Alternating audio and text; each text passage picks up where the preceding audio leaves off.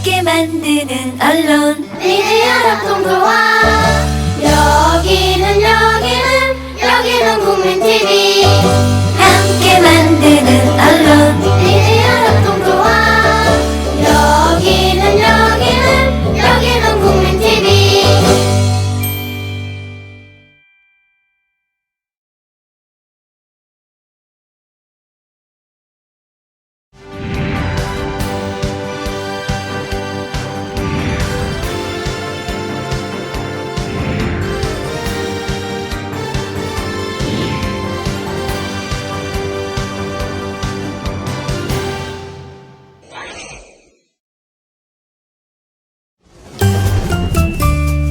귀로만 듣던 국민TV의 팟캐스트를 이제 보이는 라디오로 시작합니다.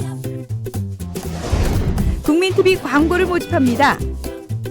조합원과 비조합원 여러분, 자신이 속해 있는 기업과 사업체, 그리고 알리고 싶은 모든 것들 다 좋습니다.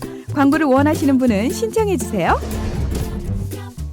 홈페이지 kukmin.tv, 국민.tv 또는 지역번호 02-3144-0933번으로 연락주세요. 여러분의 많은 참여 바랍니다. 안녕하십니까. 정치시사블로거 IM비터 임명도입니다. 더 IM비터는 월 1회 사회 현안에 관한 토론회를 진행합니다. 오늘은 박근혜 정부가 추진하는 노동개혁, 그중에서 임금 피크제를 다루려고 합니다. 더 IM비터에서 특별하게 부산지하철 노조 위원장과 서울대병원 분회장을 모신 이유는 지방공사 공단 142곳 중 임금 피크제를 반대하고 있는 유일한 곳이자 강행하고 있는 곳이기 때문입니다. 임금 피크제만 하면 일자리가 창출될 수 있다는 정부의 말, 과연 믿을 수 있는지 진실을 알아보도록 하겠습니다.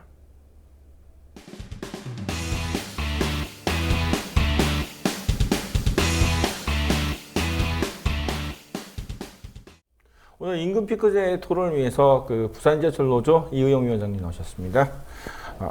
의료연대 서울대병원 분회장 박경득 분회장님 나오셨습니다. 안녕하세요.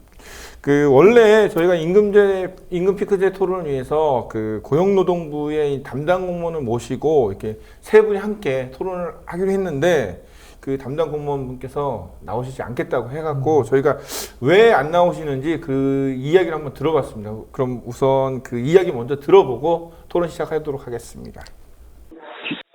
기자님 취지는 충분히 제가 알겠어요. 네.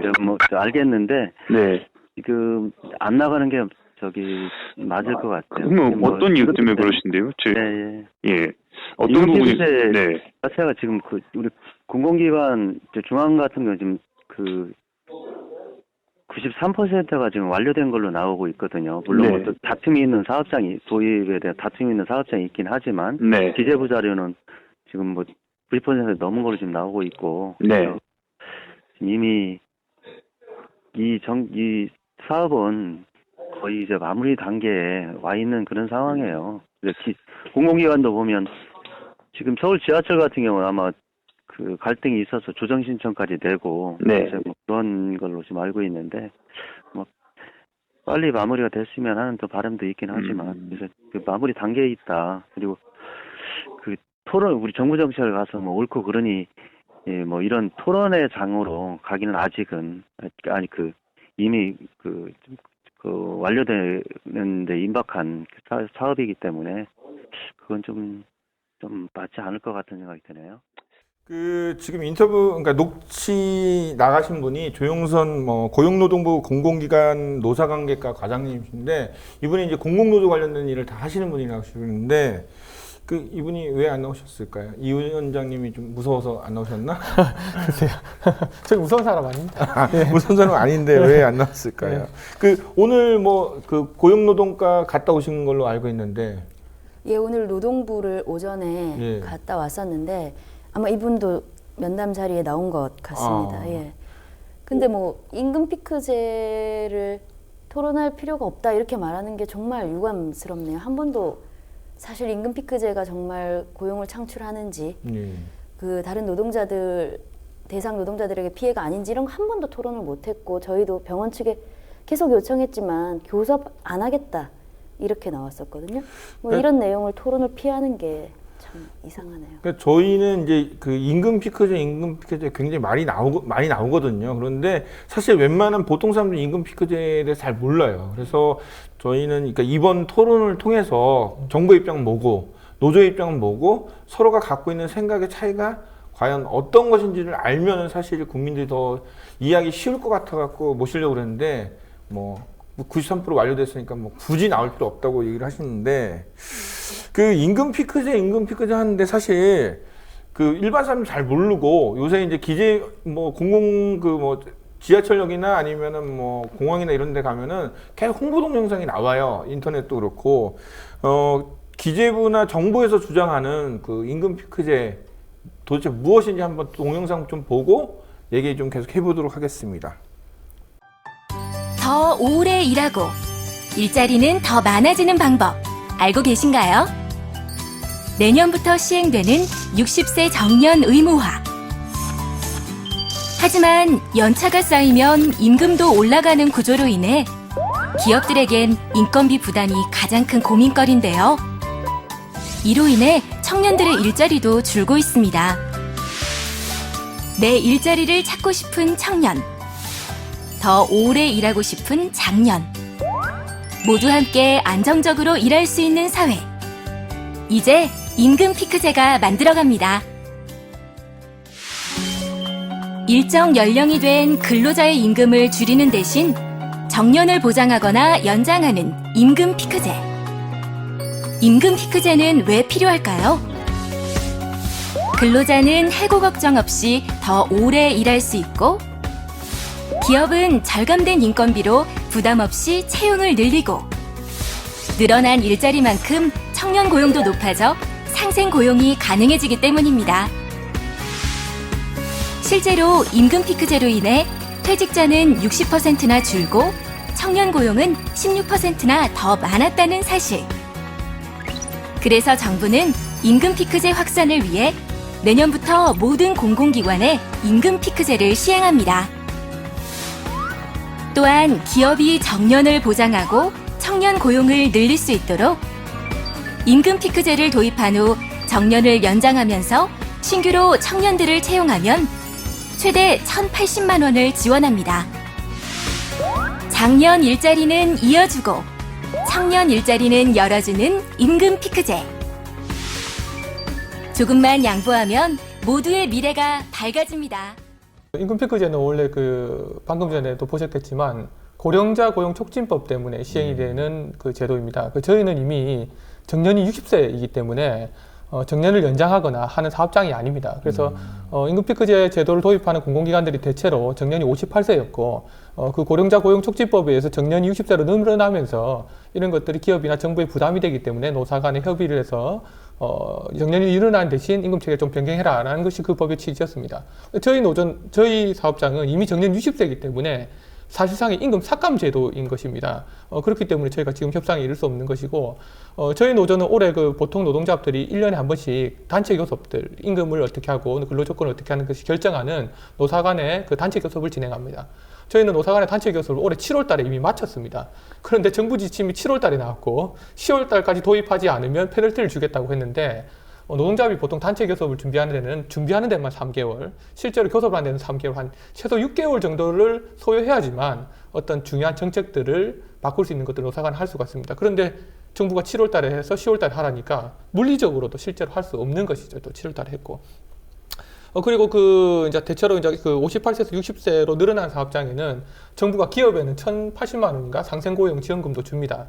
그런데 저희는 정년 60세이기 때문에 정년이 사실상 임금이 삭감되는 제도인데, 그 58세 사업장은 정년 연장이기 때문에 그런 상생고용 지원금도 나가지만 저희는 그런 지원금 제도도 아예 없습니다. 왜냐하면 애당초부터 고령자 고용 촉진법에 해당되는 노사 간의 대화를 하는 사업장이 아니기 때문입니다. 그런데도 정부는 우리 보고 무조건 해라 하고 있어서 현재 저희는 할 수가 없는 상황이 됐습니다. 네.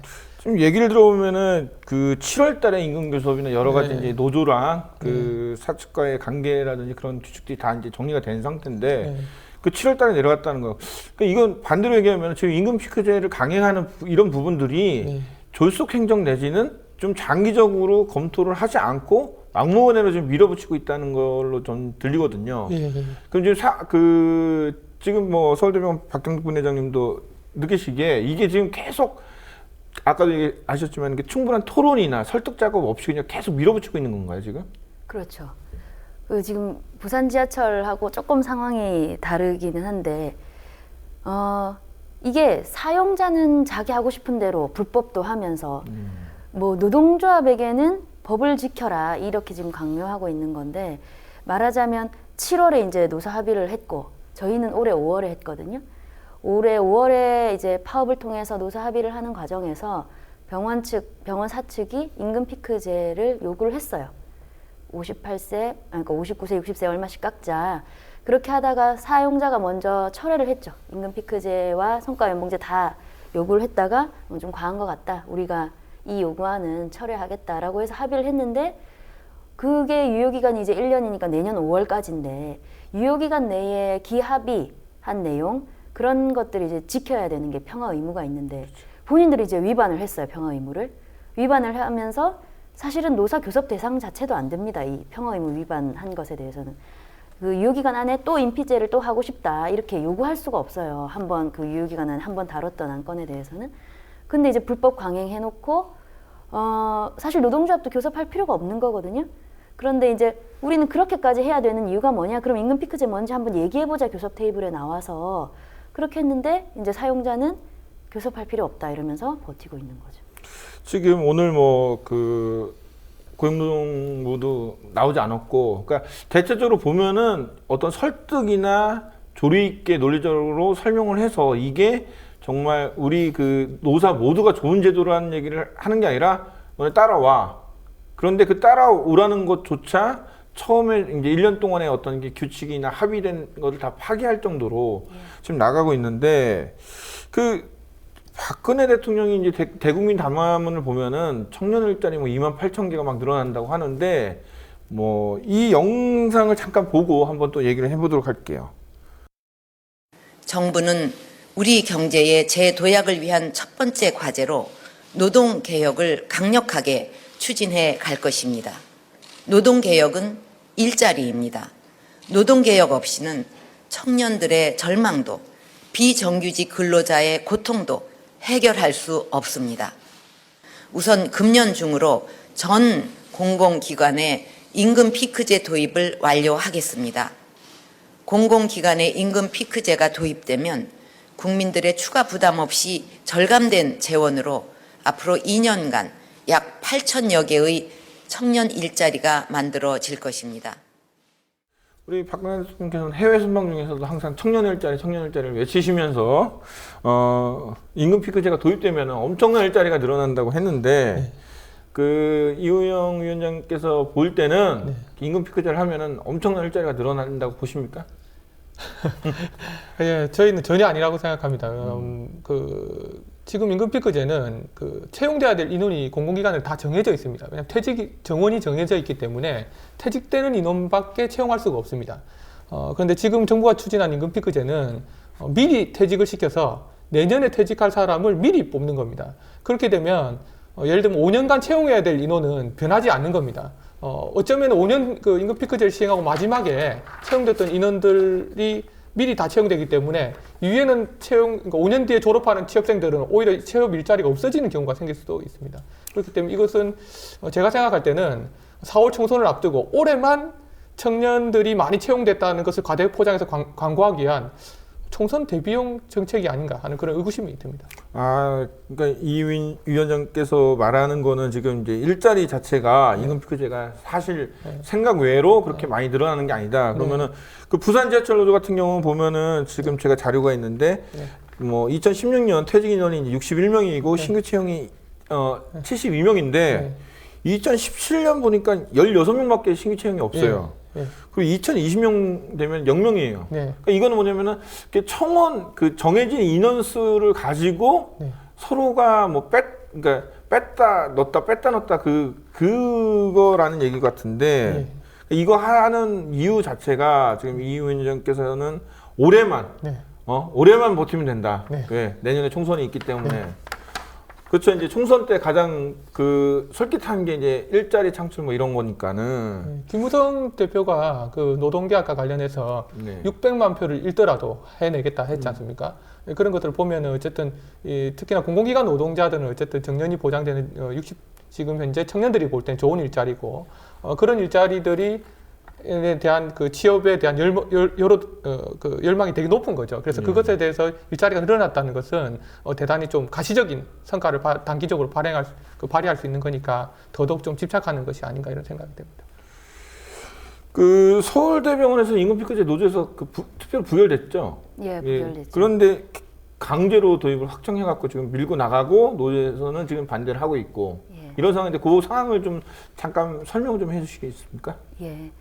그 임금 피크제에 대해서 토론이나 교섭을 할 수 없는 이유가 있습니다. 임금 피크제의 핵심이 그러니까 고임금자들의 임금을 깎아서 청년 일자리를 만들어 보겠다는 건데 그렇게 안 할 거거든요. 병원 그런 안이 아니에요. 정말 서울대병원 안에 최저임금부터 3, 4억 연봉까지 있는데 그 고임금자들의 연봉을 깎을 수 있냐? 고임금자는 임금 피크제 제외예요. 그리고 신규 일자리는 만들 수 있느냐? 신규 일자리라는 게 서울대병원이 연간 700명 정도를 뽑거든요. 근데 아까 말씀하신 대로 지금 이 임금 피크제로 채용할 수 있는 인원이 13군데 국립대병원 다 합쳐서 이것도 이제 한 5년간이에요. 이후에는 일자리가 안 나오는 거고 연간 71명, 70명. 2014년도에 지금 70명이라는 건 전국 국립대병원 13군데 다 합쳐서 작년 한 해만 전국 국립대병원이 4,100여 명을 채용을 해요. 그중 50% 이상이 비정규직입니다. 2,000명 이상의 비정규직을 뽑고 2,000명은 정규직인데 왜 뽑겠어요? 나가거든요. 금방 그만둡니다. 이 문제를 고용을 이제 좀 더 오랫동안 일할 수 있는 일자리를 만들어줘야 되고 비정규직을 뽑지 않고 정규직을 뽑아야 되는데 그리고 고임금 연봉자들을 진짜 깎아야 된다면 그 얘기를 해야 되는데 병원에서 제시한 그리고 기재부에서 제시한 임금 피크 제한이 그 안이 아니기 때문에 얘기를 못하는 거죠. 교섭 나와서. 할 수 있는 게 없어요. 노동조합이 오히려 그러면 고임금 연봉자들이 누군지 한번 보자. 깎을 수 있는지. 그리고 일자리 진짜 1년에 700명 서울대병원 뽑는데 비정규직이 400명이 넘어요. 이거를 정규직으로 채용할 수 있는지 보자. 좀 해보자. 라고 하면 병원은 우린 그거 할 생각이 아닌데 그래서 아예 교섭 테이블에 나오지 않는 거죠. 제가 볼 때는 거의 그 사기 수준으로 지금 얘기를 하고 있는 건데 지금 저는 최소한 그래도 700명 정도는 이나 뭐 채용할 줄 알았던 70명 여기는 뭐 해봤자 뭐 2020년 0명 내년엔 16명 아니 지금 부산 지하철 노조처럼 이렇게 대규모 공사 서울대 병원이나 국립병원들이 그렇게 인원이 많은 데서도 이 정도 신규 채용만 일어난다면은 그럼 지금 박근혜 정부가 얘기하는 그 수치는 다 어디서 나오는 건가요 지금? 저희가 생각하는 사실 청년고용특별법이라는 것이 이미 만들어져 있습니다. 그래서 공공기관의 3%의 정원을 청년을 할당해서 뽑을 수 있는 제도적인 법안이 이미 마련되어 있습니다. 그것을 지키지 않으면 뭐 공시도 하고 한다는데 공공기관들이 전혀 안 지키고 있습니다. 왜냐하면 정부가 그렇게 법이 대응되어 있지만 그 인원을 채용할 돈을 해당 공공기관에 내려줘야 되는데 기재부나 이런 데서 돈을 안 주는 거죠. 그러니까 국회의원들이 법을 만들었지만 박근혜 정부가 그 법을 시행할 수 있도록 예산을 안 주니까 실제 공공기관들이 청년고용 촉진 특별법을 이행할 수 없는 상황인 겁니다. 그것이 정원의 3%이기 때문에 그것이 3년 동안 되는 한시적 특별법이거든요. 그것만 되더라도 실제로 청년 실업이 엄청나게 해소될 수가 있습니다. 그러니까 임금 피크제와 무관하게 할 수 있는 법들이 이미 있었는데도 불구하고 그것들을 무시하고 임금 피크제를 시행하는 저희도 뭔지 사실 더 궁금합니다. 그러니까 지금 청년고용 촉진법을 하면은 지금 수준보다 더 많은 청년이 채용될 수 있는데 그건 안 하고 오히려 더 적은 임금 피크제를 한다. 정말 이상해진다. 이게 수치랑 논리상으로 전혀 지금 맞지가 않는 얘기들을 하는데 이거를 좀 이렇게 담당자가 와서 논리적으로 좀 설명을 좀 듣고 해야 되는데 참 다음번이라도 어떻게 좀 얘기를 저희가 이제 해서 이걸 좀 보여주면서 이런 게 있는데 왜 청년고용 촉진법을 안 하고 임금피크제를 강행하는지 쭉 좀 대답을 좀 듣고 싶은 마음입니다. 그 서울대병원의 성과연봉제 있죠. 지금 성과연봉제를 이제 뭐 제도를 통해서 막 뭐 노동자를 압박하고 있다는데 성과연봉제는 도대체 어떤 부분을 성과연봉제로 지금 하고 있는 겁니까? 직원들 성과연봉제는 병원이 올해 초에 뭐 1단계 방만경의 정상화에 붙여서 하려고 했다가 저희가 이제 20일간의 파업으로 안 하는 것으로 합의를 했고 예. 의사 성과급제는 뭐 역사가 깊죠. 10년 이상 돼 있습니다.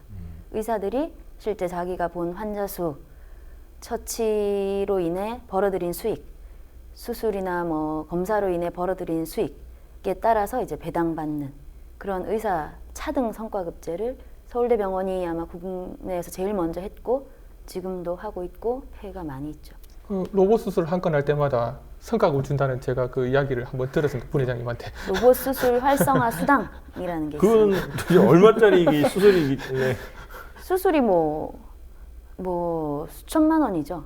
예, 수술 자체가 이제 1,000만 원이 넘는 그런 수술들이고 같은 수술을 로봇이 아니라 그냥 의사가 직접 이제 개복해서 하는 수술을 하면 뭐 반 이하로 수술비가 떨어지는데 이 로봇 수술을 하는 이제 로봇을 산 거죠. 이거에 대한 이제 원가를 다 뽑으려면 이 수술이 활성화돼야 되는데 너무 고가고 이러다 보니까 잘 안 하게 돼요. 그래서 이걸 활성화시키기 위해서 이름을 로봇 수술 활성화 수당이라고 만들고 로봇 수술 한 건당 이제 얼마씩 수당을 배당하겠다. 특히 이게 서울대병원이 운영하고 있는 시립 보라매 병원에서 있었던 일입니다. 보라매 병원은 그 설립 목적 자체가 이제 저소득 그렇죠. 서울시 저소득 환자들을 위해서 하는 건데 저소득 환자들이 1,000만짜리 수술, 300만 원짜리 수술 2개 중에 뭘 선택하겠습니까? 당연히. 그러니까 이제 로봇이 수술이 없는 거죠. 기계는 샀는데 막 다빈치 같은 기계 거의 30억이에요. 30억. 서울시에서 지원하는 금액이 한 연간 100억이 좀 안 되는데 그 중에 이제 30억짜리 기계를 샀는데 아무도 안 하니까 활성화 수당을 만들었던 거죠. 그 장비를 꼭 필요했던 건가요? 그거에 대해서도 노동조합은 이제 반대죠. 그런 장비를 저소득층 환자의 이제 의료질을 높인다고 그걸 사는 게 맞느냐. 사실 수요도 별로 없는데. 그런 건 이제 민간 병원이나 아니 뭐 진짜 대학병원급에서 필요한 거지. 것이지 2차 병원에서 로봇 수술까지 저희는 필요하지 않다고 봅니다. 너무 대한민국에 그런 고가 장비가 과잉 공급이 돼 있는 상태죠.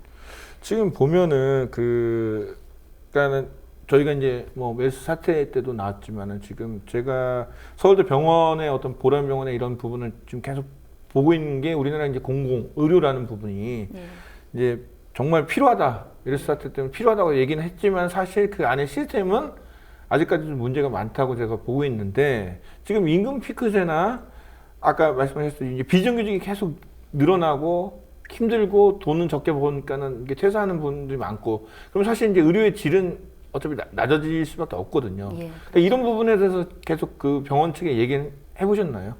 꾸준히 얘기하고 있고 저희가 이제 병원 측하고 교섭을 하면 의료 공공성이 굉장히 큰 한 부분입니다. 임금 근로조건하고 똑같이 메르스 사태를 겪으면서 결국 공공의료기관이 또 할 수밖에 없구나 이런 걸 이제 저희도 다시 느꼈고 국민들도 느꼈을 거라 생각해요. 진주의료원 폐원 이후에 진주의료원 폐원 당시에 중요한 이유 중에 하나가 그 지역 근처에 이제 삼성병원 의료원도 있고 다른 민간 의료기관들이 잘 돼 있기 때문에 특별히 진주의료원이 필요 없고 민간 의료기관에서 그 역할을 충분히 하면 되고 그 민간 의료기관에 공공의료 예산을 지원하겠다 이렇게 얘기했었거든요. 근데 결국 메르스 사태 되고 나서 첫 환자가 삼성의료원 정말 빅5 안에서도 이제 잘한다고 하는 병원이었는데 대책이 없죠. 그리고 그 발생 이후에 삼성의료원에서는 메르스 환자 안 받았어요. 거점 병원이 아니에요. 이 전염 환자, 전염병, 감염병 환자에 대해서. 그래서 결국 이제 국립의료원과 서울대병원이 받았는데 여기에서 메르스 환자를 받을 수밖에 없었던 거는 이런 감염 관리가 필요한 환자를 받아도 돈이 안 됩니다. 메르스 환자를 위해서는 음압 장비, 그리고 그런 음압 병동, 그리고 의료진도 다른 환자보다 많이 필요하고 받을수록 돈이 안 되거든요. 다른 민간 의료기관에서는 그런 시설조차 갖추고 싶지 않고 환자가 생겨도 사실 정부에서 그걸 컨트롤할 수도 없어요. 받으라고 강제할 수도 없고 안 받는다 하면 끝인 거고 지정도 안 돼 있고 그러니까 결국 국가적인 이런 사태가 발생했을 때는 공공의료기관이 해야 되는데 공공의료기관이 평소에 그런 환자를 받을 수 있는 시설을 갖춰야 되는데 그러려면 국가적 지원도 있어야 되고 공공의료기관이 그 지역에서 다른 민간의료기관이 하지 않는 일들을 해와야 되는데 지금 공공의료기관에 요구되는 것은 그냥 돈 잘 벌어서 의사들 성과급 주고 직원들도 이제 다음 단계 이제 정부에서 지침이 성과연봉제 하라 이런 건데 그러면 병원들이 그런 메르스 환자를 받을 수 있는 시설을 갖출 필요가 없는 거죠. 그러니까 완전히 이율배반적인 국민의 요구는 공공의료기관이 공공의료 역할을 해줬으면 좋겠는데 정부는 공공의료기관한테 돈 벌어서 알아서 먹고 살으라고 하는 거고. 공공성이라는 것은 어쨌든 그것을 무시하고 이익이 안 되더라도 해야 되는데 불구하고 그렇죠. 이 성과연봉제 제도를 도입하게 되면 그 당사자 입장에서는 돈을 많이 받기 위해서 또 경쟁에서 더 우위에 서기 위해서 그런 과도한 진료를 할 수밖에 없는 상황으로 내몰리게 되는 것이죠. 그래서 대단히 위험한 제도라고 보는 거죠. 그게 핵심이에요. 이익이 안 되는 일을 해야 되는데 이익을 내라 이렇게 하니까. 그러니까 그 공공성은 그러니까 그 얼마 전에 이제 강남 그 역에서 진짜 그 사고가 났었는데, 그러니까 이런 부분들도 그 공공성이라는 거는 안전과 보건이나 어떤 복지나 이 모든 것들이 이루어지기 때문에 돈만 쫓아가면 안 되는데 지금 정부에서는 자꾸 성과급, 그 다음에 뭐 임금 피크제를 통한 뭐 직원들, 그러니까 제가 볼 때 그 중에 분명히 숙련되고 정말 열심히 일을 하신 분들이 있고 후배를 좀 키워야 될 분들인데 그분들도 나가라고 하는 부분도 있고, 그 새누리당이 지금 파견법 개정안 추진하고 있는데 이 부분에서 또 어떻게 생각하시나요? 아시다시피 그 최근에 이제 그 현대차 노조나 이런데 사내 하청 문제들이 참 많았습니다. 그런 것들이 사실 이 법이 개정이 되면 전혀 문제가 없게 다 바뀔 수가 있습니다. 그래서 모 정당의 국회의원께서 이 그 정부가 추진했던 그 5대 계약법과 관련해서 15조짜리 자본에 대한 선물이다 이런 표현도 적었거든요. 그것들 때문에 실제로 우리 그 여기에 보면 6,700만 이상의 고액 연봉자들은 또 다 파견할 수 있도록 되어 있습니다. 그렇게 되면 지금 웬만한 공공기관들에 있는 데는 다 파견 가능하겠죠. 그럼 의사도 다른 병원에서 파견할 수 있고 간호사도 다른 병원에서 파견할 수 있고, 그 파견이 된다면 본인이 원래 일하던 곳에서 일하는 것이 아니기 때문에 우리가 일을 한다면 뭐 여기에 기자분들도 계시지만 자기가 만지던 방송 장비가 아닌 곳에서 갑자기 수술을 해야 된다거나 이렇게 지속적으로 자기가 해왔던 것이 아니기 때문에 사실 그런 것들이 문제가 생길 수가 있는 것이죠. 그리고 아까 뭐 임금피크제 관련해서도 또 얘기 드렸는데 그 고령자 고용촉진법이 그 60세로 법을 만들어 주는 거잖아요. 네, 그렇죠. 그럼 제일 먼저 정부가 해야 될 것은 기업들이 정년 60세를 지키고 있느냐, 사실 그게 먼저 확인해야 될 것이고 지키도록 지도해야 될 것이 정부의 의무입니다. 그 법을 만들어진 것은 우리 그 노동시장, 흔히 말하는 노동시장이 60세까지 정년이 보장되지 않기 때문에 우리 인력들이 낭비되고 있다. 자본가들이 말하는 노동 인력들이 낭비되고 있기 때문에 고령자들이 자꾸 늘어나니까 60세까지 이제 일자리 써먹으라는 거거든요. 그럼 60세까지 기업들이 고용하고 있는 것을 감시 감독하고 취업이 제대로 있는지 확인하는 것이 1번인 거지, 60세 사업장들을 임금을 깎아서 또 58세 사업장을 60세 늘리는 데를 뭐 임금을 깎아라 하는 것이 우선 사항이 저는 아니라고 보는 거죠. 특히 이제 아까 이제 이의용 위원장께서 얘기하셨듯이 이제 파견법이 실행이 되면은 정말 이렇게 수술이나 이제 의사나 간호사가 이제 파견 나갔을 경우에 문제가 될 수도 있는데 지금 공공의료 노조 쪽에서는 어떻게 생각을 하고 있는지요? 아주 심각하죠. 파견법 정말 문제입니다. 이거 저희는 이게 설마 될까 싶은 마음도 있어요. 이게 되면 저희 사업장 내에서는 이제 뭐 간호사, 임상병리사, 방사선사, 영양사 다 파견이 가능하게 되는 건데, 파견의 여러 가지 문제점이 이제 근로조건 등등이 다 있겠지만 이 사업장의 이 업무의 주인이 아니게 되는 거거든요.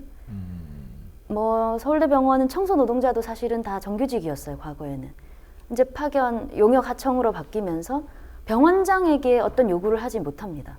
근데 서울대병원 같이 이제 국립대병원 노동조합들은 아까도 말씀드렸다시피 임금과 근로조건과 같은 수준으로 의료 공공성에 대한 요구를 해마다 하고, 이제 국립대병원이 수익으로 가는 걸 반대하고 그런 파업도 하고 의료민영화 저지 파업도 하는데, 이제는 이 파견 노동자로 돼버리면 병원의 운영이나 병원이 이제 진짜 환자에 대한 양심을 지키도록 하는 것, 그런 것들이 다 이 노동자들의 영역이 아니게 되는 거죠. 파견 업체 직원인데, 예를 들어서 미국 같은 경우에 병원 간호사가 아니라 맨파워 회사 직원이고 병원에 파견하는 건데 그러면은 저도 이제 인력업체 직원인데 서울대병원에게 또는 서울대병원장에게 이게 이제 의료 공공성을 지키면서 환자를 위해 운영돼야 된다 이런 요구를 하는 게 말이 안 되죠. 파견업체 사장하고 교섭을 해야 되고 서울대병원 직원이 아니게 되는 거라서 특히 공공의료기관에 그러면 핵심적인 그런 노동자들이 다 주인 아니게 돼버리면 누가 이 공공기관을 지킬 수 있는 건지. 사장, 원장, 사실 원장이 이제 3년짜리 임기예요. 근데 임기 동안에 뭔가 본인의 이름을 날릴 수 있는 그런 업적들을 많이 하지만 이게 연속선상에 있지 못하고 이거 해봤다가 저거 해봤다가 노동조합하고 싸워봤다가 그냥 가고 그러니까 이제 장기 계획을 세운 그런 플랜도 짜지 못하고 오히려 노동조합은 거의 10년, 15년 동안 이제 같은 요구, 공공성 요구 이런 것들을 하면서 병원을 지키고 있는데 파견이 되고 나면 의료의 질도 물론 떨어지고 이제 공공기관을 누가 지킬 수 있을 건가 이런 걱정이 있습니다. 실제로 그 의료기관에 뭐니까 마취하는 분들이 많이 모자라가지고 마취하는 분들이 병원에 다니면서 실제로 하는 경우가 있어요. 만약 그렇게 하다 사고가 나는 경우도 한 번씩 뉴스에 나기도 하고. 민간은 완전히 그렇죠. 뜨내기로 일을 하고 마취과 있죠. 의사가 이제 그렇죠. 그 마취과 의사가 그러면 이제 고용을 계속하면 돈이 많이 드니까 그러니까 돌려가면서 한 사람이 한 10몇 병원 이렇게 뭐 그때 수술할 때만 책임이 없어지는 그럴 때 거죠. 사고가 나면 병원이 책임지지 않고 그 마취한 사람한테 책임지라 할 텐데 그 사람이 책임질 수 있는 상황도 아닐 뿐더러 말씀대로 그렇게 옮겨 다니면서 하기 때문에 매우 위험 부담이 높은 거죠. 결과적으로 최근에도 의료 분쟁이 많지만 고 신해철 가수분도 그런 게 있었지만 그 의사가 아니고 만약에 파견 나온 의사가 있다면 병원은 책임지지 않고 플런 의사가 잘못했으니 우리는 잘하고 있다 하고 끝나는 거거든요. 그러니까 어쨌든 그런 파견법이 시행되면 시행될수록 자본들 흔히 회사나 경영진들은 전혀 타격을 입지 않고 실수를 덮을 수도 있고 모든 책임을 면할 수 있는 그런 제도가 사회에 만연하기 때문에 아무도 책임지지 않는 사회가 될 가능성이 훨씬 높은 것이죠. 지난 지하철 사고들 보면은 이 책임 소재의 논란도 굉장히 많이 나왔었거든요. 그러니까 그것도 지금 방금 말씀하신 것과 이제 비슷한 사안인데 지금 보통 이제 공공기관의 장들이 이제 내려오면은 그들이 항상 주장하는 거는 뭐냐면은 그러니까 경영 그 성과 그러니까 한마디로 해서 적자폭을 줄이고 자기들이 그 적자폭 줄인 만큼의 어떤 성과급을 또 갖고 가는 그런 게 있는데 지금 지하철로도 그러니까 지하철 공사도 좀 그런 제도를 시행하고 있죠. 일단은 뭐 지하철은 그 원가 대비 그 요금이 너무 낮기 때문에 실제 수익을 낼 수 있는 구조가 아닙니다. 저희 그 부산 지하철의 경우에 수송 원가가 1인당 한 1,800원, 1,700 얼마, 한 1,800원 가까이 됩니다. 근데 실제 요금은 1,100원, 1,200원인데 그럼 항상 700원 정도가 계속 마이너스네요. 그렇죠. 그럼에도 불구하고 무슨 일이 터질 때마다 저희 임금이 높아서 문제가 된다 이렇게 말을 하지만 실제로는 정상적인 요금을 자본주의 사회 시스템대로 받지도 않을 뿐더러 또 그리고 우리 그 65세 이상 노인분들에 있어서 무임 승차가 연간 700억, 800억 정도가 됩니다. 그 정도 되는 돈이 다 합쳐지면 사실 적자가 날 수밖에 없는 구조입니다. 그 돈을 또 국가에서 보조해 주지도 않습니다. 원래 그 철도공사 같은 경우에는 한 70% 정도가 보존을 받습니다. 왜냐하면 이게 그 정부가 그 중앙정부에서 하는 법안으로 요금이 면제가 되는데 지방정부가 현재는 책임지고 있는 거죠. 근데 아시다시피 지방정부의 재정이 대단히 열악합니다. 그렇기 때문에 사실 최근에 보육료 문제도 보셨겠지만 지방정부가 그런 중요한 국가정책들에 예산을 투입하기 어려운 구조임에도 불구하고 이제 그런 상황인 거죠. 그래서 실제로 뭐 CEO가 온다고 해서 어떤 획기적인 상황으로서도 사실 공공기관들의 이런 적자 문제를 해결하는 것은 사실상 불가능하다고 봐야 됩니다. 애당초부터 시행 목적 자체가 수익을 내려고 했던 것들이 아니죠. 만약에 수익을 내려고 한다면 지하철 공사가 지하철을 뚫을 때 다 뚫릴 계획이 서지 않습니까? 그럼 지하철 역사 주변에 아파트를 지어서 팔면은 돈을 더 많이 벌어서 적자를 면할 수가 있겠죠. 지금 공공 의료도 지금 무너지고 있고 저희가 뭐 지하철을 타고 가면서 아까 얘기했듯이 1,100원의 적당한 요금을 타고 가기를 원하지만은 마이너스 폭이 700원, 800원 되고 그래서 2,000원 올리면 또 삶의 질이 떨어지고 그러니까 이게 자꾸 이제 악순환이 되는데 지금 박근혜 정권이 지금 밀고 있는 노동개혁에 대한 문제점을 간단히 하나씩만 좀 짚어보시면 어떨까요, 지금? 예, 저희가 아무래도 노동조합에 있다 보니까는 박근혜 정부가 이렇게 추진하는 것들이 이제 노동조합을 무력화시키는 겁니다. 최근에 미국 대통령도 뭐 다 아시겠지만 노동조합에 가입하라 했습니다. 저는 그것을 보고 미국 대통령이 뛰어난 사람이라기보다는 미국 사회가 얼마나 살기 힘든 사회인가 오히려 반문하게 됐습니다. 왜냐하면 노조에 가입하지 않으면 국가가 아무것도 책임져 주지 않기 때문에 오바마는 노조에라도 가입해서 너의 권리를 찾으라 한 것입니다. 그나마 한국 사회는 헌법에 보장된 노동상권이 87년 투쟁 이후 노동자들이 싸워왔기 때문에 노동조합이 있는 노조들이 끊임없이 그 권익을 지키려고 노력했고, 그래도 신자유주의 사회에서 그들 지키려는 노력도 확대해 나가고 있고, 지금 민주노총도 바깥에 우리 국민들이 볼 때는 정규직만 있는지 알지만 실제로 60만 조합원 중에 20만 명이 비정규직입니다. 3분의 1이 비정규직입니다. 그런 노력을 하고 있습니다. 근데 박근혜 정부가 만약에 이러한 성과연봉제나 취업규칙의 쉬운 그 변경 이런 것들을 추진하게 된다면 사실상 노동조합이 무력화됩니다. 노조가 있어서 현재 좋은 근로조건을 막을 수가 있는데 노동조합 동의가 있어야 되는 거잖아요. 노조가 없어진다면 취업규칙을 더 안 좋게 바꾸는 건 훨씬 더 쉬워지겠죠. 그럼 당연히 그 노동자들의 근로조건도 더 하락할 것이고, 기업주는 더 원하는 만큼 빨리 해고시키고 재취업시키고 더 악랄하게 일을 더 많이 시킬 수가 있겠죠. 그렇게 되면 노조가 있어야 될 명분들이 점점 없어지게 될 거고, 지난 11월 14일 같은 우리 민주노총의 집회 같은 건 애당초 일어나지도 않겠죠. 아마도 박근혜 정부가 지금 자본들이 원하는 것은 그런 것이 아닐까 하는 생각이 듭니다. 그래서 이제 기업 입장에서는 노조가 있으면 있을수록 그 임금 인상도 협상해야 되고 여러 가지 이제 그 노조에 관련된 규약과 그다음에 이제 노동 권리를 또 보장해 줘야 되니까는 짜증 나겠죠. 어쨌든 국가와 정부의 역할이 뭔지 그거를 모두가 생각해야 될 것 같아요. 그 박근혜 정부가 국가가 하는 것처럼 하지만 실제로는 재벌, 기업들이 하고자 하는 것들을 지금 다 대행해서 해주는 거잖아요. 기업과 재벌들이 해고를 마음대로 할 수 있고 임금을 마음대로 깎을 수 있고 그 회사의 취업규칙을 마음대로 바꿀 수 있으면 과연 말씀하신 대로 행복해지는가. 이제 기업과 원래 저희는 이제 노동조합을 하기 때문에 저희는 아니라 저는 이 자본주의에 반대를 하지만 그들이 자본주의를 계속 유지하고 싶고 보수라고 얘기하는 게 이제 현 제도를 문제없이 유지하고 싶다면 진짜 그게 이제 1년짜리, 2년짜리 국가가 아니잖아요. 내년에 어떻게 될지 모른다. 5년 동안 뭐 임금 피크제로 청년 고용하다가 그 다음 해에는 그 해에는 정말 고용 절벽보다 더한 아무도 취업되지 않는 그런 상황이 와도 난 모르겠다. 일단 내가 임기 동안 표를 확보하기 위해서 그리고 기업이 당장의 수익을 늘리기 위해서 한다. 이건 진짜 국가로서는 할 수 없는 이야기거든요. 우리가 당장 이 노동조합 저희 서울대병원 분해라는 작은 분해만 하더라도 1년짜리 이제 뭐 임단협 목표뿐만이 아니라 다음 세대, 다음 노동자까지 생각하는 그런 이제 이야기들을 해야 되는데 하물며 국가가 정부가 그 다음은 모르겠고 뭐 이런 식으로 정책을 한다면 이건 정말 그들이 지키고자 하는 보수, 자본주의 체제의 유지 이런 것들은 국민의 불행 때문에라도 안 될 것 같아요.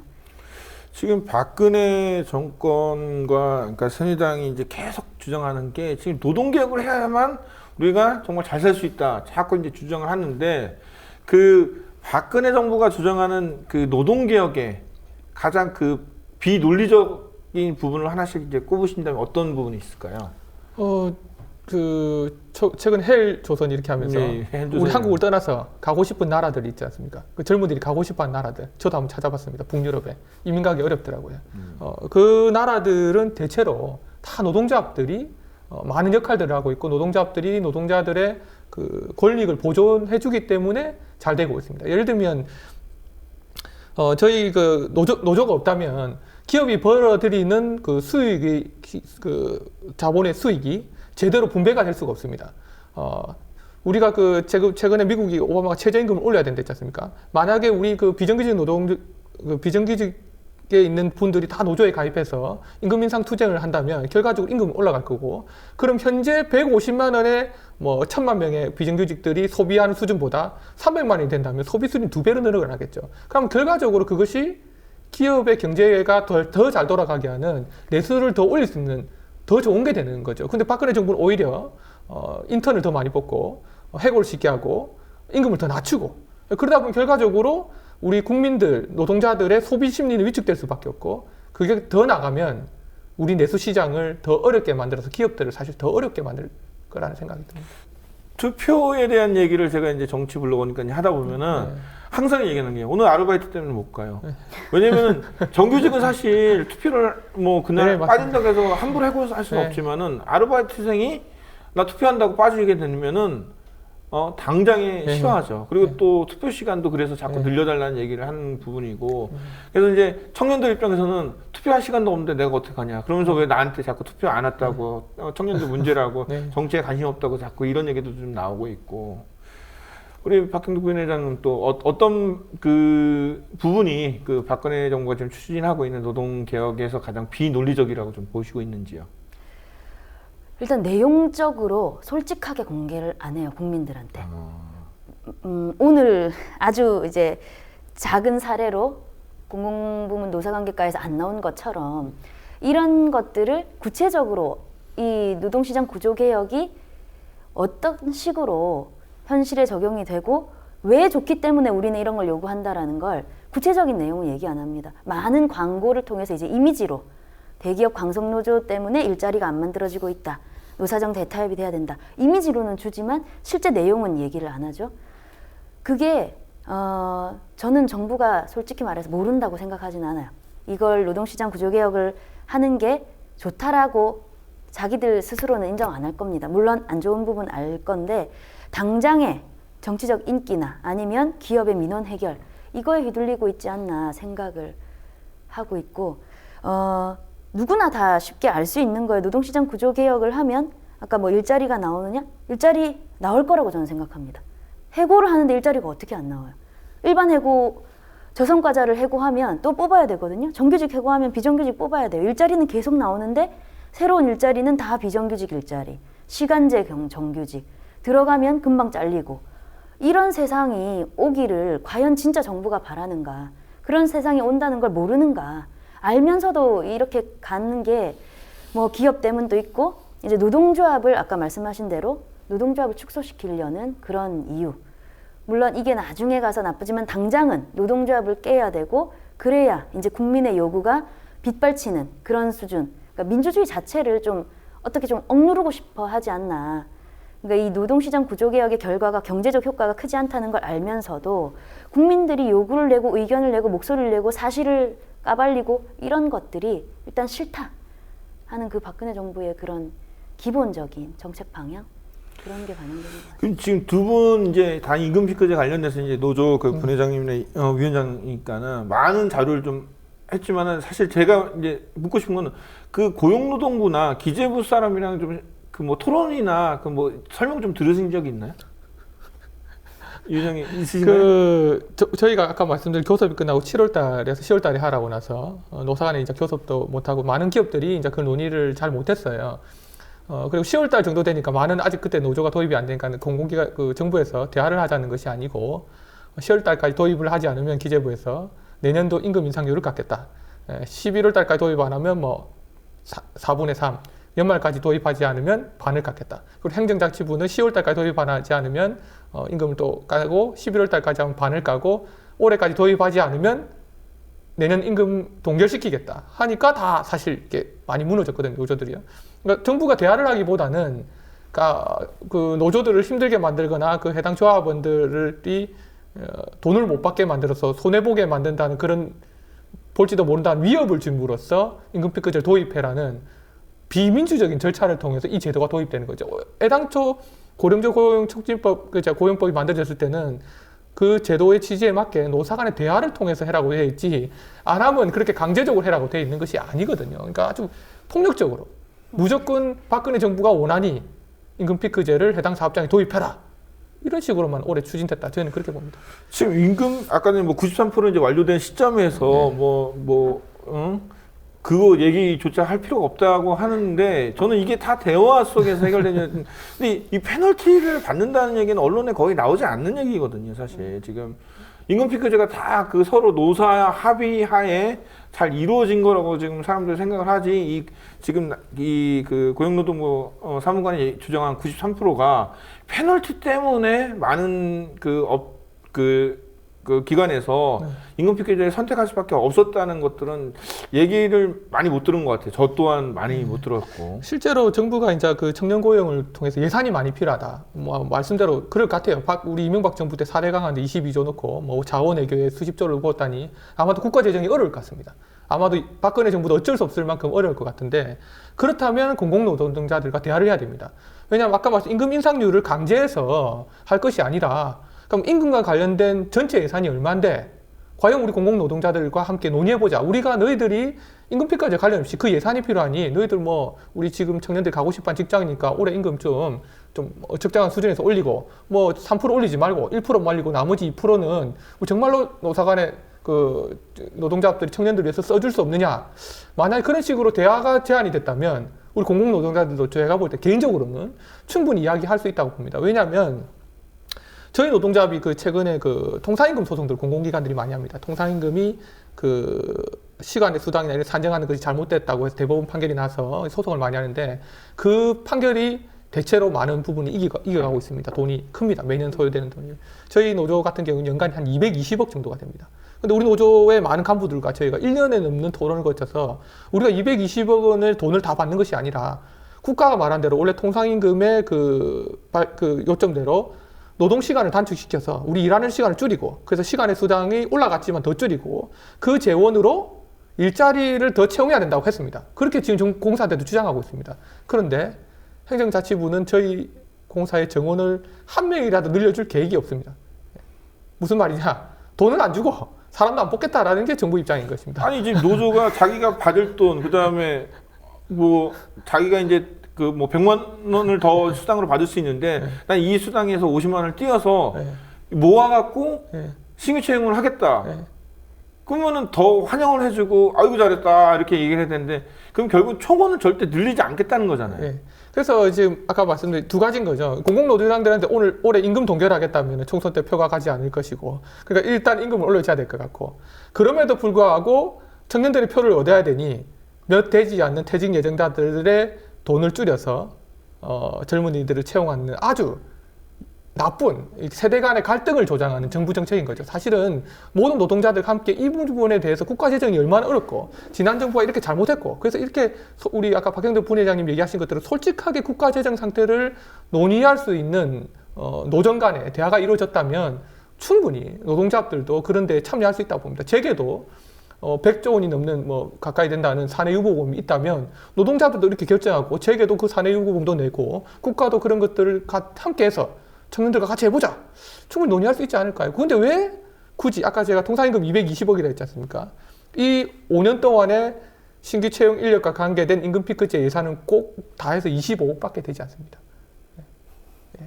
이게 말이 안 되는 거죠. 그러니까 이게 정부가 그렇게 일자리 했는데 25억이고 여기는 알아서 스스로 우리가 하겠다는 200억이 넘고 그러니까 이게 참 이게 말이 안 되는데 지금 저는 근데 지하철 노조 부산 지하철 노조 같은 건 이런 그 좀 움직임이 있으니까는 총원만 늘리면 될 것 같고 많이 안 해주겠죠. 그런데 또 이제 서울대병원 분해 같은 경우는 지금 계속 처음부터 임금 피크제를 뭐 투표로 거부했는데 지금 밀고 들어가고 있는데 지금 이제 그 위에서 지금 자꾸 뭔가 뭐 임금이라든지 여러 가지 면에서 자꾸 억누르고 있지 않습니까? 그렇죠. 일단 지금 이제 정부가 노동개혁을 추진하는데 민간에는 강제할 수 없으니까 공공기관에는 이제 지침이나 이런 것들로 내리는데 뭘 하든지 법의 테두리 안에서 해야 되는 거거든요. 국가와 공공기관과의 지금 관계인데 법을 뛰어넘어요. 아주 위법을 떠나서 위헌까지 위헌 요소까지 있는 위헌 요소까지 있죠. 서울대병원 같은 경우에는 이제 임금 피크제 도입을 이제 이게 불이익 변경이니까 그 찬반을 묻는 투표를 7일간 진행을 했습니다. 그래서 뭐 부서장 관리자들이 진짜 반대면 투표해서 반대를 찍어라. 이건 뭐 자기 의사대로 가는 거니까 투표를 했죠. 결과가 이제 7일 이후에 나왔는데 대상자 6,045명 중에 28%가 임금 피크제 도입을 찬성을 했습니다. 그래서 이제 보직자들한테도 이제 어떻게 됐냐 물었더니 부결이다, 부결 났다.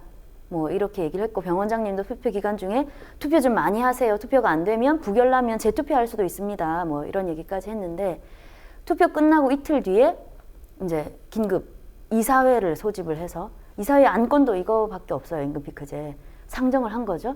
투표를 했는데 과반 동의가 안 됐다. 근데 이걸 좀 통과시켜 볼 수 있지 않겠느냐. 그러더니 그냥 그 이사회에서 통과가 됐어요. 무슨 4사 5입도 아니고. 아니, 그러니까 직원 그 노조들이 모여갖고 투표를 해갖고 정당하게 부결이 됐잖아요. 근데 그걸 왜 이사회에서 그걸 또 가지고? 그래서 이제 또 병원장님 이제 직원에게 드리는 글이 딱 또 인트라넷에 떴죠. 뭐라고 하시냐면 투표자의 과반이 찬성했기 때문에 간다. 그러니까 취약기칙 변경 요건이 근로자 과반인데 투표가 거의 뭐 50% 정도 투표를 했죠. 투표자의 과반 50%가 투표를 했는데 그 중에서 이제 한 27% 50% 안에서 그러니까 28%니까 과반이 넘었죠. 그래서 간다. 이건 이게 어떤 논리? 그러니까 100명에서 100명 중에 100명 중에 51명이 투표를 했는데 26명이 찬성했다. 그래서 간다. 이거죠. 뭐 여러 가지 이런 뭐 불합리한 것들 아까 제가 좀 얘기 드렸는데 정년이 60세가 됐잖아요. 근데 아직 한국 사회의 평균 퇴직 연령은 52세고 실제로 60세까지 다닐 수 있는 기업들이 많이 없어요. 정부는 지금 그런 기업들을 대상으로 어떠한 교육을 하고 있고 만약에 정년 60세를 지키지 않을 경우에 어떠한 페널티를 줄지 아무것도 검토하고 있지 않아요. 노동자들이 임금피크제를 도입하지 않으면 아까 말씀하신 것들은 강제로 해라고 하고 페널티를 준다고 성과급을 깎겠다고 하면서 정년을 60세까지 채우지 않는 사업장들한테 과연 정부는 무엇을 할 것인가. 만약에 우리 삼성에 있는 직원들이 대체로 보시면 아시겠지만 최근에 희망퇴직이 있었습니다. 그 희망퇴직한 사람들이 뭐라고 했냐면 내년도에 정부가 5대 입법이 하면 명퇴금 있지 않습니까? 그것도 못 받을 거다. 왜 저승가적으로 낙인찍혀서 나갈 거니까. 이런 말까지 하고 아이고 올해 빨리 나가는 게 좋겠다 이런 말을 했다고 합니다. 법도 안 바뀌었지만 정부는 이미 구조조정을 편하게 하고 있는 겁니다. 나가게 만들고 또 실제로 그 지금 일반외고 하는데 실제 우리나라는 경영상의 긴박한 위험이 있을 때 말고는 해고를 할 수가 없습니다. 그렇죠. 그런데 어떻게 합니까?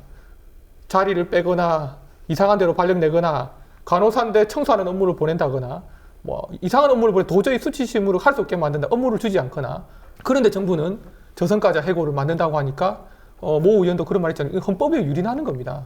그럼에도 불구하고 오히려 정년 60세까지 한다 하면 그걸 지킬 수 있는 것들도 만들어야 되고 또 하나 제가 좀 아쉬운 거는 우리 그 박근혜 대통령을 비롯한 우리 김기춘 의원을 비롯한 정무직 공무원들은 다 나이가 많으십니다. 다 한 자리씩 하다가 60세, 70세인데도 김기춘 그렇죠. 그 실장님께서는 70 넘어서도 우리 그 정무직 공무원을 했는데 과연 나이가 들어서 업무가 떨어진다는 논리가 어디게 나왔는지. 그럼 60세 넘는 분들은 공직에 출마하시면 안 되죠.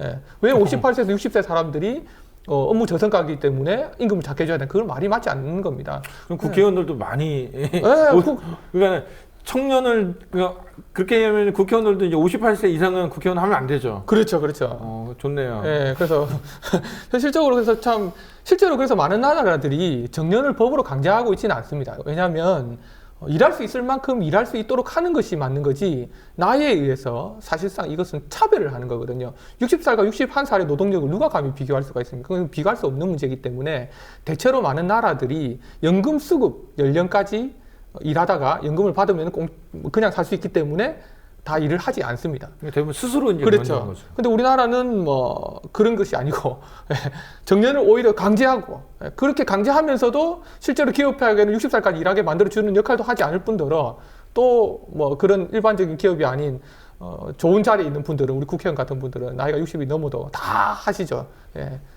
그분들은 정년퇴직도 없으시잖아요. 좀 박근혜 정부에 역행하는 국회네요. 그리고 정무직이나 이런 부분도 그러면은 이제 장관들도 58세 이상은 못하게 만들어요. 그분들도 빨리빨리 나가야죠. 공무원 정년하고 맞춰야 되는 거 아닙니까? 다 같은 그렇죠. 공무원인데. 공무원법에 의해서 다 적용받잖아요.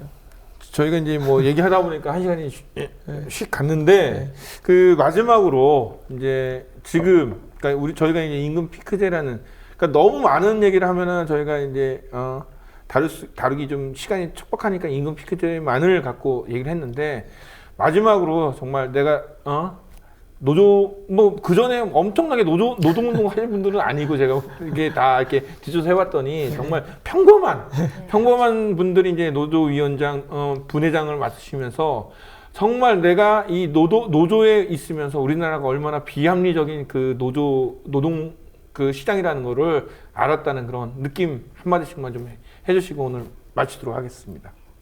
우리 박형도 분회장님. 저도 이제 처음 입사했을 때는 뭐 좌충우돌 잘 못하는 것도 많이 있고 그랬는데 숙련이 쌓이다 보니까 이런 국가가 국립대병원을 운영해야 되는 이유를 알겠더라고요. 일을 하면서. 민간 영역에 맡겨놓지 못하는 부분, 그래서 국가가 꼭 해야 되는 부분들이 이런 것이구나라고 알게 됐는데 노동조합 활동을 이제 하면서 이제 국가의 역할이 뭔가라는 거에 대해서 사실 공공기관 노동자들은 말씀하신 대로 좋은 일자리가 맞아요. 그리고 다 민간도 좋은 일자리가 돼야 되죠. 오랫동안 일을 하면서 이제 숙련이 쌓이면서 이제 공공성에 대한 개념도 갖게 되고 사실 정부보다도 오히려 그 공공성에 대한 그런 이제 책임감 그리고 양심이 오히려 공공기관 노동자들에게 더 있는 것 같습니다. 저는. 그래서 이제 내가 환자를 위해서 양심을 속이지 말고 일을 해야지라는 걸 갖게 됐을 때 이제 정부 정책은 반대가 되는 게 나와요. 이제 후배들도 이제 그런 길을 걷도록 해줘야 되는데 이제 비정규직이 지금 또 2년에서 4년 비정규직 2년마다 이제 2년 이후에 정규직 무계약직 해주라는 지침인데 실제로는 2년마다 자르죠. 지금 서울대병원에 숙련된 노동자가 이제 모자랍니다. 비정규직이 이제 한 700명이 넘어가고 그중 무계약직 못된 노동자들도 많아서 직원들은 오히려 공공성을 요구하고 있는데 정부는 공공성 필요 없다. 돈 벌어라. 그리고 비정규직 악법뿐만 아니라 이제는 해고도 가능하게 해주겠다. 사실 국가가 고용을 보장해야 되는데 고용은 보장하지 않고 강제가 아니면서 해고는 가능하게 해고는 보장하되 고용은 보장하지 않는. 그거는 보장하되 예. 고용은 강제하지 뭐 법에 있잖아요. 저는 법을 잘 모르지만 법에 이제 국가는 직원이 일할 권리를 국민들이 일할 권리를 보장해줘야 되는데 그건 보장하지 않대. 이제 기업의 해고는 보장해주겠다. 이렇게 가면서 진짜 그 헬조선이란 말이 우스갯소리가 아니고 진짜 나올 수밖에 없겠구나. 근데 노동조합 활동을 하면서 이제 조금 더 알게 된 거는 모르지 않는다. 그들도 모르지 않는다. 뭐가 옳은 방향이라는 걸 안다. 근데 여러 가지 이제 이해관계, 기업과의 이해관계, 그리고 정권 유지 등등을 위해서 국민을 속여가면서 자기들은 사실은 알면서 국민을 속여가면서 간다는 걸 이제 노동조합 활동하면서 이제 조금씩 알게 되다 보니까 정말 이 자괴감이 들고 이런 것들을 노동조합 이제 싸움뿐만이 아니라 실제 이 진실들을 국민들에게 많이 알려야 되겠다 이런 좀 생각이 많이 듭니다. 우리 이호영 위원장님. 뭐 제일 힘든 거 다 아실 텐데요. 뭐 노조 운동하니까 뭐 바로 빨갱이 되는 거죠. 뭐 참 이해를 못 하겠는데 저희는 그냥 뭐 방금 얘기 드렸지만 청년 실업 해소를 위해서 나름대로 지역사회 열심히 하고 지하철 안전을 위해서 저희가 시민들한테 뭐 10만 명 성명을 봐서 지하철이 위험하니까 지하철이 원래 내구년안이 있었는데 다 없어졌어요. 그런 것들 때문에 지하철이 오래 쓰다 보니까 문제가 생겨서 이제 안전하게 만들어야 된다 해가지고 차를 뭐 이제 고쳤을 거를 새 차로 바꾸는 운동을 한다든가 그 성과를 내고 했었습니다. 그럼에도 불구하고 정부는 우리가 그냥 무지막지하게 그냥 노조하면 빨갱이가 되는 거죠. 사실 그런 것들이 참 노조운동하면서 좀 이해를 못 했었습니다. 박근혜 정부의 노동개혁과 관련해서도 우리가 지금 우리 국가 정책 중에 크게 용역을 주고 있는 게 하나가 국방입니다. 전시작전권을 미국에 우리 용역을 줬지 않습니까? 우리 국방을 용역을 주고 있는데 그 예전에 모 대통령께서는 다시 받아야 된다 하셨는데 저는 받아야 된다 생각합니다. 근데 우리 박근혜 대통령 있을 때는 안 받는다 하셨죠. 계속 용역 주자 하시던데 그럴 것 같으면 대통령도 용역 주면 안 되냐? 국회도 용역 주고 안 주는 이유가 있는 거죠. 사실 용역을 안 주는 이유가 아까 우리 박경대 부회장님 말씀하신 것처럼 사회 공공성을 지켜야 되는 것들 절대로 용역이 나가서는 안 되는 분야들이 있고 그 부분들은 우리 국민들이 정말로 사람답게 살기 위해서 꼭 필요한 것들이기 때문에 국가에서 책임져야 되는 거죠. 그래서 이제 용역이 나가면 안 되는 거잖아요. 그런데 무지막지하게 의료도 용역을 뭐 말씀 민간에서 국가가 해야 될 것들을 민간에 용역 주는 거죠. 그런 식으로 다.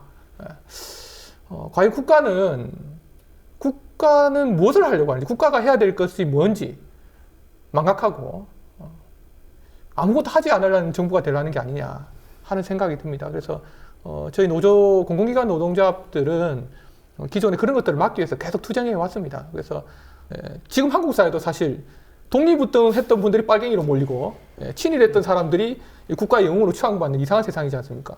그래서 국민들께서 우리 노조 하는 분들이 왜 정부가 빨갱이야 부르는지 한 번 더 다시 바꿔서 생각해 주신다면 좋겠습니다. 저희 노동자들은 우리 국민들의 삶을 지키기 위해서 보이지 않는 곳에서 열심히 투쟁하고 있습니다. 그 부분만 좀 믿어주시길 부탁드립니다. 네. 보통 이제 언론의 토론회를 가면 막 교수님들이나 전문가들이 나옵니다. 근데 사실 제가 볼 때는 노조에 계신 분들은 거의 안 나오더라고요. 초청을 일부러 안 하시고. 근데 사실 그분들이 제일 잘 알고 있거든요. 왜냐면 그분들이 이제 당사자니까. 그래서 뭐 앞으로도 저희 국민TV 더 IMP터에서는 정말 혹시라도 노조운동이나 이런 아까 박경도 부회장님이 얘기했듯이 정부와 공공기관이 노조가 사실은 제일 가깝고 그다음에 많은 정보를 알고 있기 때문에 그 진실을 좀 알릴 수 있는 어떤 최전선에 있지 않냐는 생각을 합니다. 그래서 앞으로도 좀 종종 저희가 모시고 정말 이 박근혜 정부가 추진하고 있는 이 노동 개혁의 가장 큰 문제점들을 계속 살펴보도록 하겠습니다. 오늘 나와주셔서 너무 감사합니다. 고맙습니다.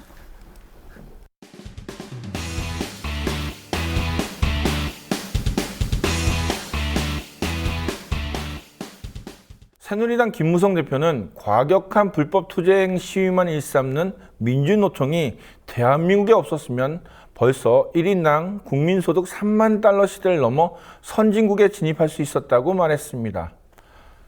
헌법 제32조를 보면 모든 국민은 근로의 권리를 가지며 국가는 사회적, 경제적 방법으로 근로자의 고용의 증진과 적정 임금의 보장에 노력해야 된다고 되어 있습니다. 헌법에 보장된 국민의 권리를 자신들 마음대로 바꾸고 훼손하겠다는 박근혜 정부와 새누리당, 그들이야말로 대한민국의 헌법을 훼손하고 있습니다.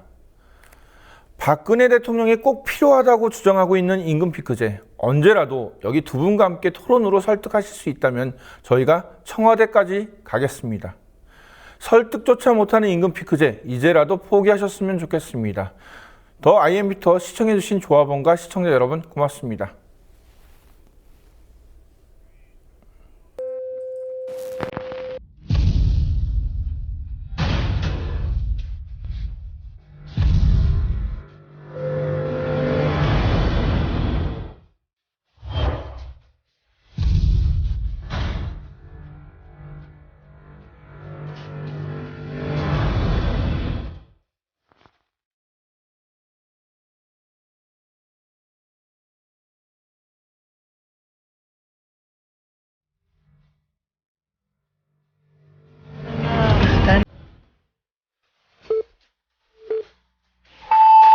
전두환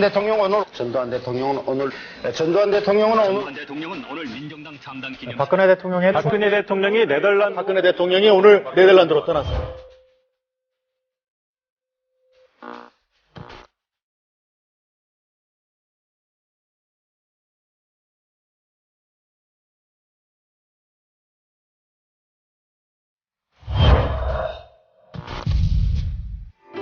So give me the sun.